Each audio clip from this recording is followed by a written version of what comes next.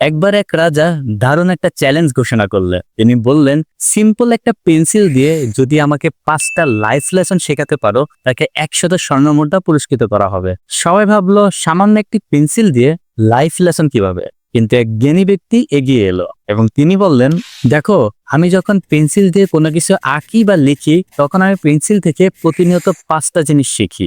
সেগুলো হচ্ছে, নাম্বার 1, তুমি যখন কোনো দিক দিয়ে যাও তখন দাগ রয়ে যায়। অর্থাৎ জীবনে আমরা যাই করি না কেন, যত পদক্ষেপই নিই না কেন, দাগ রয়ে যায় এবং প্রত্যেকটা দাগগুলো চিরস্থায়ী কিংবা পরিপূর্ণভাবে মুছে ফেলা সম্ভব হয়ে ওঠে না।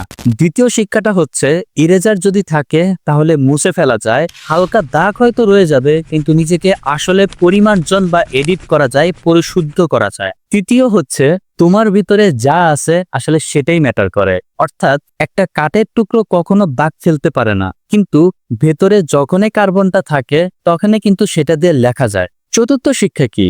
একটা পেন্সিলকে যখন শার্পেন করা হয়, পেন্সিলটা ব্যথা পায়, কিন্তু ওই শার্পেনিংটা ইম্পর্টেন্ট, কারণ ওই শার্পেনিং এর কারণেই পেন্সিলটা ইউজফুল হয়ে ওঠে। ঠিক তেমনি আমাদেরও যখন নিজেদেরকে শার্পেনিং করতে হয়, ট্রেনিং করতে হয়, লার্নিং এর মধ্য দিয়ে যেতে হয়, সেটা কিন্তু অবভিয়াসলি আমাদের জন্য একটা পেইনফুল এক্সপিরিয়েন্স, কিন্তু সেটা আমাদেরকে ইমপ্রুভ করায়। ফিফথ নাম্বার হচ্ছে, একটা পেন্সিল যদি একটা সঠিক মানুষের হাতে থাকে, প্রপার মানুষের গাইডলাইন পায়, তাহলে সেই পেন্সিল দিয়ে দুর্দান্ত কিছু লেখা অথবা আঁকা সম্ভব। কিন্তু সেই পেন্সিলটা যদি এমন এক মানুষের কাছে পৌঁছায় যেটা এটার কাজ করতে জানে না, এটা দিয়ে কি করতে হয় সেটা জানে না, তাহলে সেই পেন্সিলটা আবর্জনার মতোই হয়ে থাকবে। ঠিক তেমনি লাইফে এমন কোনো মানুষ খুঁজে বের করাটা গুরুত্বপূর্ণ, যার গাইডেন্সে আমি চললে, যার গাইড ফলো করলে আমার ভিতরে থাকা সুপ্ত প্রতিভা তার বেস্ট আউটপুটটা দিতে পারবে এবং নিজেকে পরিপূর্ণ মানুষ হিসেবে গড়ে তুলতে পারবো। ঠিক এভাবেই সেই জ্ঞানী ব্যক্তি মাত্র একটা পেন্সিল দিয়ে 5টা ইম্পর্টেন্ট লাইফ লেসন দিয়ে